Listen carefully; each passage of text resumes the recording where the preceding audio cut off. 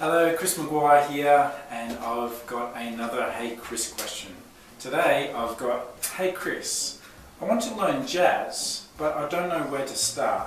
A lot of books I've seen are confusing and don't really start at the start with the basics. What do you recommend?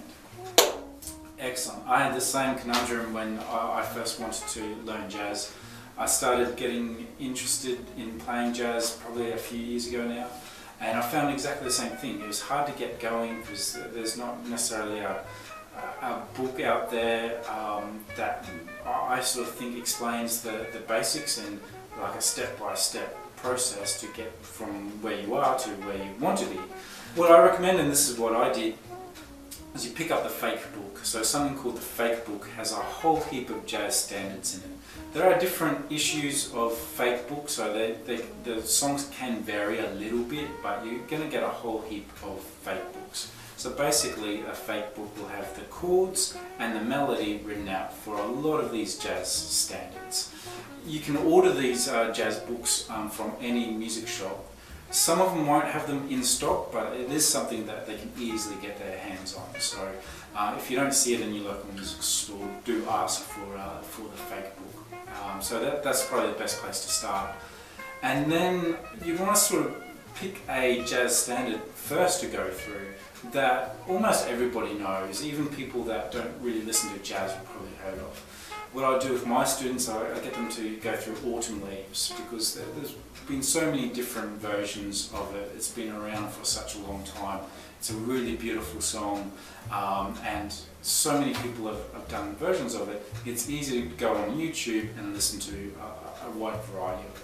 And that's probably your next step, is to listen to a lot of different versions of this song. What you want to sort of do is get a good feel of how the song kind of goes, but most importantly of the melody. How do you want to express the melody and how the melody goes? I'm a real big fan of Ella Fitzgerald for this type of stuff, so check out Ella Fitzgerald singing Autumn Leaves. And what she does, she doesn't go over the top with theatrics and vocal tricks. She really keeps it fairly straight and standard, and it's great. It's great to sort of get into that melody and as a bit of a starting point. And you can fancy it up afterwards, but once you've got the understanding of the melody, then you can go from there. So once you've got the chords, say of Autumn Leaves and the melody, then you can really go from there. There's so much more that you can sort of learn, and you could spend a lifetime just on one song. That's probably why I'm interested in jazz so much, is because you would never stop learning. You could never perfect a song. A song is never really truly finished. So once you've done one pass of the song and you can know how the chords go and how the melody goes, you could trying to play the melody and the chords together, a bit of harmony. If you're just playing the chords with accompanying somebody, you could start to have a look at something like chord substitution or playing arpeggios and things like that. All these areas take a lot of study, and it's a lot of hard work, and it's no mean feat being a jazz musician.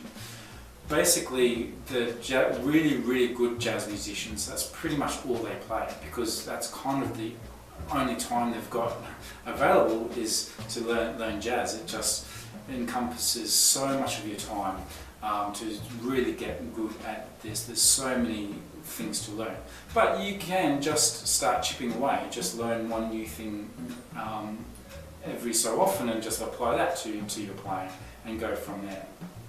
I do really recommend getting lessons for this stuff. It can be very confusing and it can be very heavy, but again, the payoff is really what you get out of it. When you put together a song that you really like, man, it can sound amazing, this stuff that you just don't get anywhere else. So I would recommend getting a lesson, even if it's once a month or something like that. Sort of sit down, get a bit of an idea of how this song would go. The tutor will pass on some ideas and things that you can sort of add yourself over that, say, month or 2 weeks, whatever time frame best suits you. But yeah, bouncing ideas off somebody else is definitely the way to go. But yeah, go into your local music store, pick up a fake book, go on YouTube, listen to heaps of different versions of the song, that's a great place to start. Like always, if you do have any questions, do send them through to chris@musiccavern.com.au. Cheers, thanks.